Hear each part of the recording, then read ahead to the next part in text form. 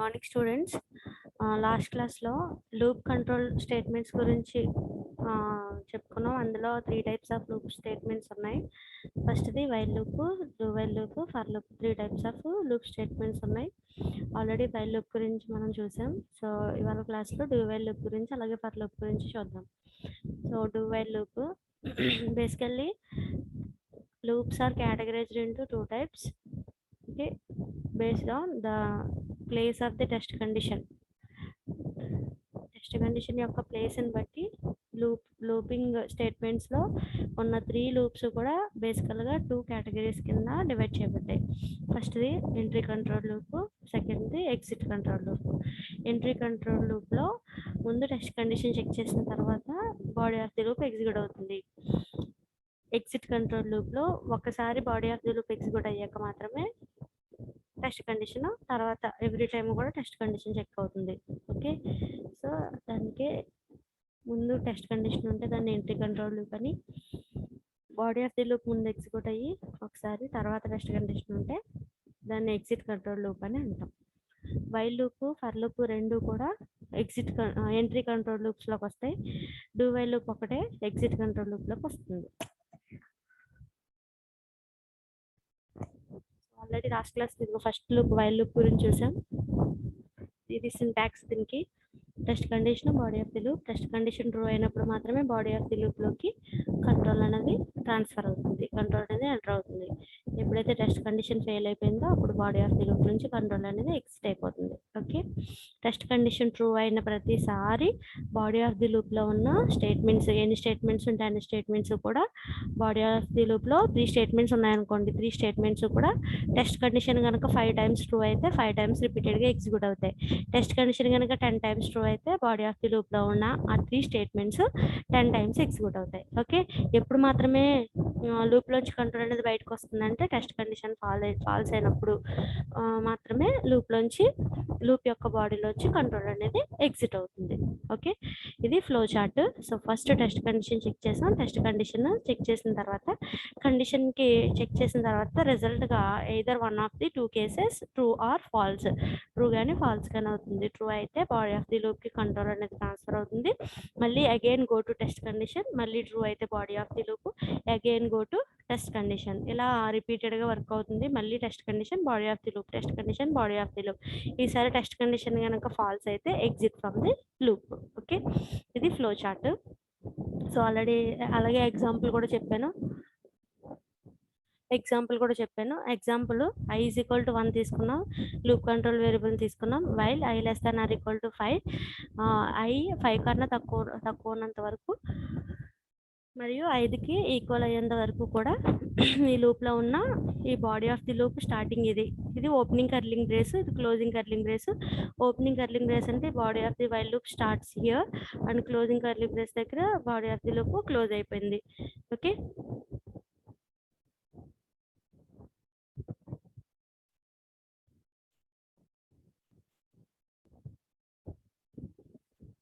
Okay, next ఎగ్జాంపుల్లో ఇది curling closing brace, curly brace. Okay, ఈ 2 స్టేట్మెంట్స్ దాంట్లో ఏమవుతుందంటే ఈ 5 వాల్యూ 5 లేదా అంతకన్నా తక్కువ ఉన్నంత వరకు ఈ రెండు స్టేట్మెంట్స్ కూడా బాడీ ఆఫ్ ది లూప్లో ఉన్నాయి కాబట్టి i వాల్యూ 6 అయినప్పుడు ఆగిపోతుంది. 1 నుంచి 5 టైమ్స్ 5 వరకు అంటే 1 2 3 4 5. ఈ 5 i వాల్యూస్కి కూడా ఈ 2 స్టేట్మెంట్స్ 5 టైమ్స్ ఎగ్జిక్యూట్ అవుతాయి. ఓకేనా, ఎప్పుడైతే i వాల్యూ 6 అయిందో అప్పుడు మనకి లూప్లోంచి ఎగ్జిట్ అయిపోతుంది. Next do while loop. So do while loop అనేది ఎగ్జిట్ కంట్రోల్ లూప్ కాబట్టి first body of the loop ఒకసారి ఎగ్జిక్యూట్ అయిన తర్వాత వైల్ టెస్ట్ కండిషన్ దగ్గరికి కంట్రోల్ అనేది వస్తుంది. డూ వైల్లో 2 కీవర్డ్స్ ఉంటాయి, డూ ఒకటి, వైల్ ఒకటి. ఓకే, ఇక్కడ మీరు వైల్ లూప్లో అబ్జర్వ్ చేయాల్సిన ఒక ఇంపార్టెంట్ పాయింట్ ఏంటంటే వైల్ లూప్ దగ్గర test condition close braces parentheses close చేసిన తర్వాత సెమీకాలన్ ఇవ్వకూడదు.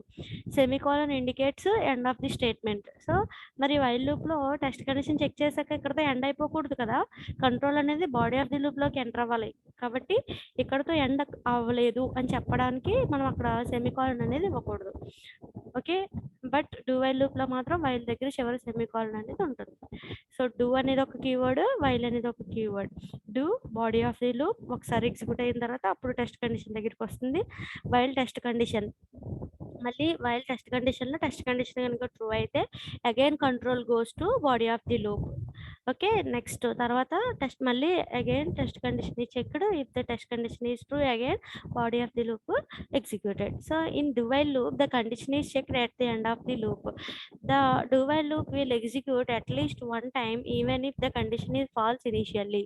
సో టెస్ట్ కండిషన్ చెక్ చేయకముందే do while loop లో బాడీ ఆఫ్ ది లూప్ ఒకసారి ఖచ్చితంగా ఎగ్జిక్యూట్ అవుతుంది. తర్వాత టెస్ట్ కండిషన్ చెక్ చేసిన తర్వాత అది ఫాల్స్ అయినా సరే, ఎందుకంటే ముందే body of the loop execute అయిపోతుంది కాబట్టి తర్వాత test condition end of the loop దగ్గర టెస్ట్ కండిషన్ చెక్ చేస్తున్నాం కాబట్టి డూ వైల్ లూప్ లో బాడీ ఆఫ్ ది లూప్ ఒకసారి ఎగ్జిక్యూట్ అయిపోతుంది.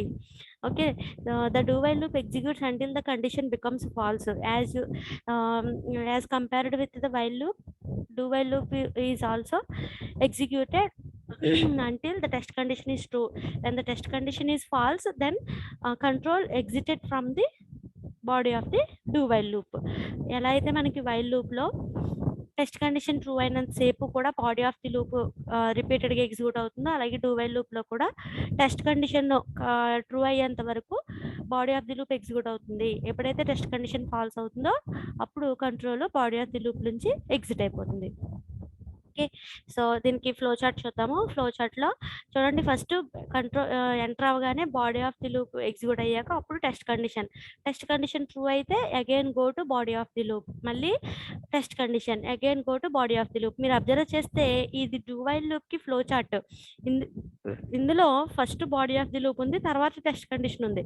బట్ వైల్ లూప్లో చూడండి, ఫస్ట్ వైల్ లూప్ యొక్క ఫ్లో చార్ట్ని కనుక అబ్జర్వ్ చేస్తే ఇందులో ఫస్ట్ టెస్ట్ కండిషన్ చెక్ చేశాక ట్రూ అయితే మాత్రమే బాడీ ఆఫ్ ది లూప్లోకి వస్తుంది. బట్ డూ వైల్ లూప్లో మాత్రం ఎంటర్ అవ్వడమే మనం బాడీ ఆఫ్ ది లూప్లోకి ఎంటర్ అవుతాం. ఈ బాడీ ఆఫ్ ది లూప్లో ఉన్న స్టేట్మెంట్స్ని వన్స్ ఎగ్జిక్యూట్ చేసి తర్వాత టెస్ట్ కండిషన్ దగ్గరికి వచ్చి అది కనుక ట్రూ అయితే అప్పుడు మళ్ళీ బాడీ ఆఫ్ ది లూప్ని ఎగ్జిక్యూట్ చేస్తాం. ఓకే, అదే టెస్ట్ కండిషన్ కనుక ఫాల్స్ అయితే exit from the while loop నుంచి ఎగ్జిట్ అయిపోతాం. ఎప్పటి వరకు మరి లూప్లో ఉండి ఎగ్జిక్యూషన్ని రిపీట్ చేస్తామంటే టెస్ట్ కండిషన్ ట్రూ అయ్యేంత వరకు. సేమ్ వైల్ లూప్ లాగానే టెస్ట్ కండిషన్ ట్రూ అయ్యేంత వరకు బాడీ ఆఫ్ ది లూప్ రిపీటెడ్గా ఎగ్జిక్యూట్ అవుతూనే ఉంటుంది. ఎప్పుడైతే టెస్ట్ కండిషన్ ఫాల్స్ అవుతుందో అప్పుడు లూప్లోంచి ఎగ్జిట్ అవుతుంది కంట్రోల్ అనేది. ఫర్ ఎగ్జాంపుల్ పైన చూడండి, ఇక్కడ సేమ్ ఇదే ప్రోగ్రామ్ని, ఇదే లాజిక్ని, దేనికంటే ఇది లాజిక్ ఐ వాల్యూని 1 నుంచి 5 వరకు ప్రింట్ చేయడం కోసం. ఇదే లాజిక్ని ఇప్పుడు డూ వైల్ లూప్తో రాసాం అనుకోండి, ఫస్ట్ లూప్ కంట్రోల్ వేరియబుల్ని ఐ అనే వేరియబుల్ని తీసుకున్నాం, దాన్ని 1కి ఇనిషియలైజేషన్ చేసాం. So first body of the loop రాయాలి. డూ కీవర్డ్లో బాడీ ఆఫ్ ది లూప్ రాసాము. సేమ్ స్టేట్మెంట్స్, ఇక్కడ బాడీ ఆఫ్ ది లూప్లో స్టేట్మెంట్స్ ఎలా ఉంటాయో సేమ్ ఇక్కడ కూడా అంతే. నెక్స్ట్ వైల్ అన్ని స్మాల్లో ఉండాలి, because while is a keyword. So while i less then or equal to 5. ఓకేనా, సో ఇక్కడ వైల్ లూప్లో మామూలుగా వైల్ లూప్లో first while i less then or equal to 5 అని ఫస్ట్ రాసి తర్వాత బాడీ ఆఫ్ ది లూప్ సింపుల్గా రాసాం.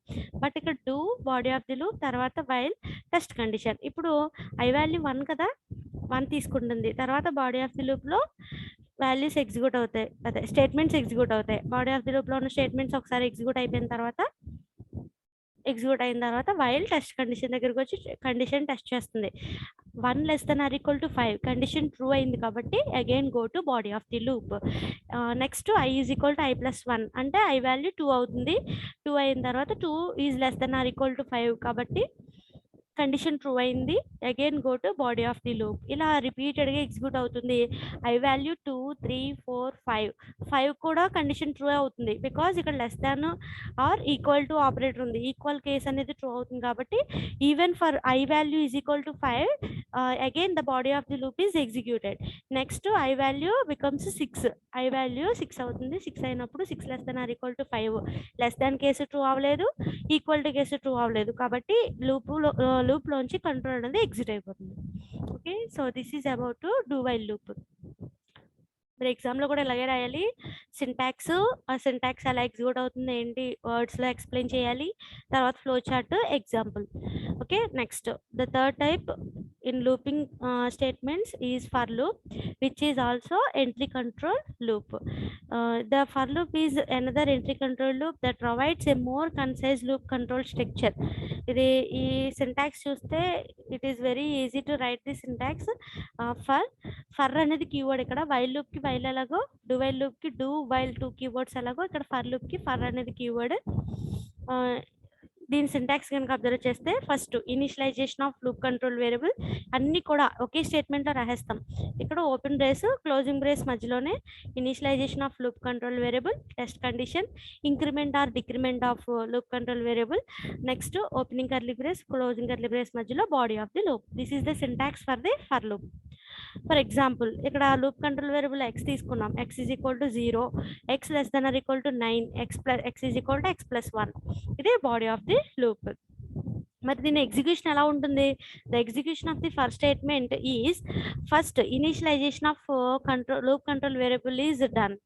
ఫస్ట్ ఈ లూప్ కంట్రోల్ వేరియబుల్ చూడండి, ఇక్కడ ఫర్ లూప్ యొక్క సింటాక్స్ లో మీరు అబ్జర్వ్ చేస్తే 3 స్టేట్మెంట్స్ ఉన్నాయి. ఫస్ట్ దేమో లూప్ కంట్రోల్ వేరియబుల్ ని ఇనిషియలైజేషన్ చేయడం, second test condition, third increment or decrement. Increment చేయాలని ఏం లేదు, డిక్రిమెంట్ కూడా ఉంటుంది. So decrement. ఓకే, సో ఇక్కడ ఫస్ట్ ఎగ్జిక్యూషన్ జరిగేటప్పుడు ఫస్ట్ ఏముంది, ఇనిషియలైజేషన్ కదా. సో ఇనిషియలైజేషన్ కాబట్టి ఫస్ట్ ఇనిషియలైజేషన్ తీసుకుంటుంది లూప్ కంట్రోల్ వేరియబుల్ని, అంటే ఫస్ట్ ఇది ఎగ్జిక్యూట్ అవుతుంది. తర్వాత ఈ లూప్ కంట్రోల్ వేరియబుల్ కి టెస్ట్ కండిషన్ చెక్ చేస్తుంది, సెకండ్ ఇది చెక్ అవుతుంది. టెస్ట్ కండిషన్ ట్రూ అయితే బాడీ ఆఫ్ ది లూప్ లోకి కంట్రోల్ అనేది ట్రాన్స్ఫర్ అవుతుంది. మరి టెస్ట్ కండిషన్ ఫెయిల్ అయితే, టెస్ట్ కండిషన్ ఫెయిల్ అయినప్పుడు డైరెక్ట్ గా ఇదిగో ఈ closing of the for loop దగ్గర తర్వాత ఉన్న స్టేట్మెంట్స్ దగ్గరికి కంట్రోల్ అనేది ట్రాన్స్ఫర్ అవుతుంది. ఎప్పుడు ఇది టెస్ట్ కండిషన్ ఫెయిల్ అయినప్పుడు. తర్వాత body of the loop execute అవుతుంది. Body of the loop execute అయ్యాక అప్పుడు control body of the loop లో ఉన్న, suppose body of the loop లో ఒక 5 స్టేట్మెంట్స్ ఉన్నాయనుకోండి, ఆ 5 స్టేట్మెంట్స్ ఎగ్జిక్యూట్ అయిపోయాక control goes to increment or decrement. తర్వాత ఇంక్రిమెంట్ ఆర్ డిక్రిమెంట్ దగ్గరికి వస్తుంది. ఓకే, తర్వాత ఇంక్రిమెంట్ అయిన తర్వాత again come to test condition. Test condition దగ్గరికి వచ్చి మళ్ళీ టెస్ట్ కండిషన్ ట్రూ అయితే బాడీ ఆఫ్ ది లూప్, మళ్ళీ బాడీ ఆఫ్ ది లూప్ తర్వాత increment or decrement, again go to test condition. If test condition is true again execute body of the loop and again go to increment or decrement.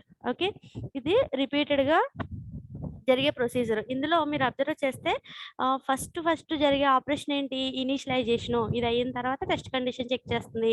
Test condition ఏదో true అవ్వచ్చు లేదా falls అవ్వచ్చు. Falls అయితే test condition falls అయితే body of the loop లోకి control అనేది enter అవ్వదు, direct గా ఫర్ లూప్ క్లోజ్ అయిపోయి ఫర్ లూప్ తర్వాత ఉండే రిమైనింగ్ స్టేట్మెంట్స్ దగ్గరికి కంట్రోల్ అనేది ట్రాన్స్ఫర్ అయిపోతుంది.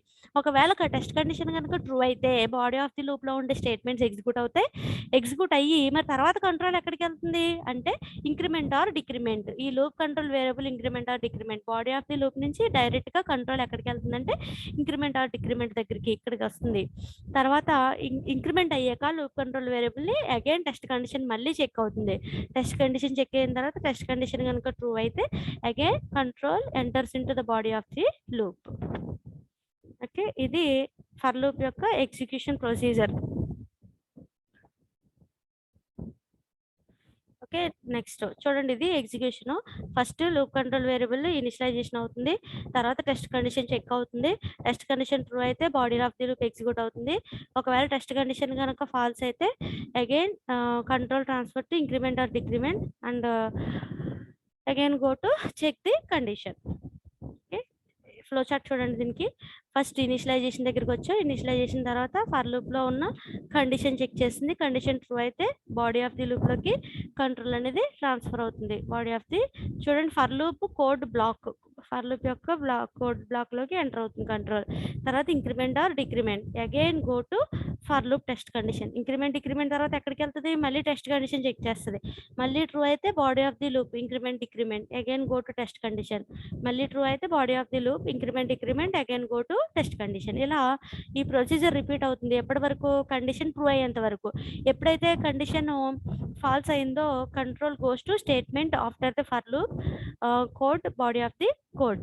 ఎప్పుడైతే కండిషన్ అనేది ఫాల్స్ అయిందో అప్పుడు ఫర్ లూప్ తర్వాత క్లోజ్ బ్రేస్ తర్వాత ఉండే రిమైనింగ్ స్టేట్మెంట్స్ దగ్గరికి కంట్రోల్ అనేది చూడండి. ఇక్కడ డయాగ్రామ్ లో కనిపిస్తుంది. For loop test condition check చేసినప్పుడు ఫాల్స్ అయితే డైరెక్ట్ గా కంట్రోల్ ఫర్ లూప్ యొక్క క్లోజింగ్ బ్రేస్ తర్వాత ఉండే స్టేట్మెంట్స్ దగ్గరికి వెళ్తుంది. ఓకే, ఇది ఫ్లో చార్ట్, ఇది ఎగ్జాంపుల్. ఓకే. ఓకేనా? సో చూడండి ఇక్కడ ఎగ్జాంపుల్‌లో for example x is equal to 0 తీసుకున్నాం. x ఈజ్ ఈక్వల్ టు 0 తర్వాత ఇనిషియలైజేషన్ అయిపోయింది. తర్వాత టెస్ట్ కండిషన్ దగ్గరికొచ్చాం. 0 is less than or equal to 9 condition true అయింది. ట్రూ అయింది కాబట్టి ఇక్కడ బాడీ ఆఫ్ ది లూప్‌లో ఉన్న స్టేట్మెంట్ ఎగ్జిక్యూట్ అవుతది. ఎగ్జిక్యూట్ అయ్యాక ఎక్కడికెళ్ళాలి? x is equal to x+1 x is equal to x+1 decrement దగ్గరికొచ్చింది. x వాల్యూకి 1 యాడ్ చేయాలి. x వాల్యూ 0 0+1 అంటే 1. So x is equal to 1 అయింది. మళ్ళీ డిక్రిమెంట్ అయిపోయాక control goes to test condition. So 1 is less than or equal to 9 true కాబట్టి మళ్ళీ body of the loop. ఇలా ఈ ప్రొసీజర్ రిపీట్ అవుతూ ఉంటది. ఎప్పటి వరకు? ఎప్పుడైతే x వాల్యూ 10 అయిందో అప్పుడు బాడీ ఆఫ్ ది లూప్‌లోకి ఎంటర్ అవ్వదు. టెస్ట్ కండిషన్ ఫాల్స్ అయిపోతుంది. తర్వాత లూప్‌లోంచి కంట్రోల్ అనేది ఎగ్జిట్ అయిపోతుంది. Okay. This is about for loop. So 3 types of loops while loop, do while loop, for loop which is very most important SA question in second unit. Next మనకి if else స్టేట్మెంట్స్‌లో nested if else statement ఎలా ఉందో అలాగే for లూప్‌లో కూడా nested for loop statement ఉంది. అంటే one for loop existing in the another for loop. Okay. In nested for loop, one or more for loops are included in body of the loop.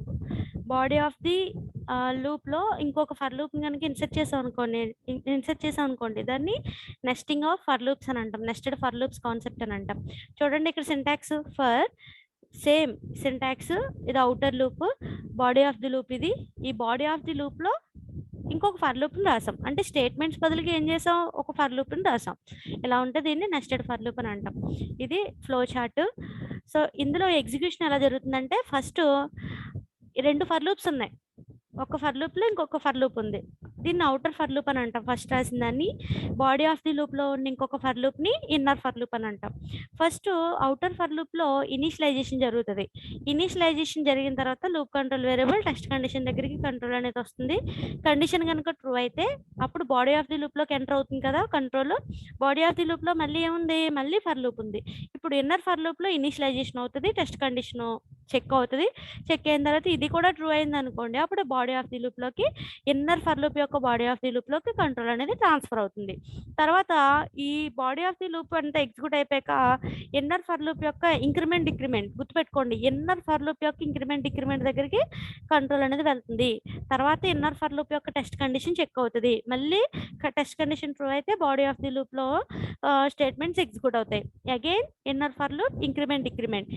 Next go to inner for loops test condition. If test condition is true, again control goes to body of the loop. Okay, ఇలా ఈ inner for loop procedure execute అవడం అనేది రిపీటెడ్గా జరుగుతుంది. ఎప్పటి వరకు జరుగుతుందంటే inner for లూప్లో ఉన్న టెస్ట్ కండిషన్ ఫెయిల్ అయ్యేంత వరకు. ఎప్పుడైతే ఇన్నర్ ఫర్ లూప్లో ఉన్న టెస్ట్ కండిషన్ ఫెయిల్ అయిందో, ఫాల్స్ అయిందో, కంట్రోల్ ఇదంతా అవుటర్ ఫర్ లూప్ యొక్క బాడీ కదా, టెస్ట్ కండిషన్ ఎప్పుడైతే ఇన్నర్ ఫర్ లూప్ యొక్క టెస్ట్ కండిషన్ ఫెయిల్ అయిందో control goes to increment or decrement of outer for loop. Outer for లూప్లో ఉన్న ఇంక్రిమెంట్ లేదు డిక్రిమెంట్ దగ్గరికి వెళ్తుంది.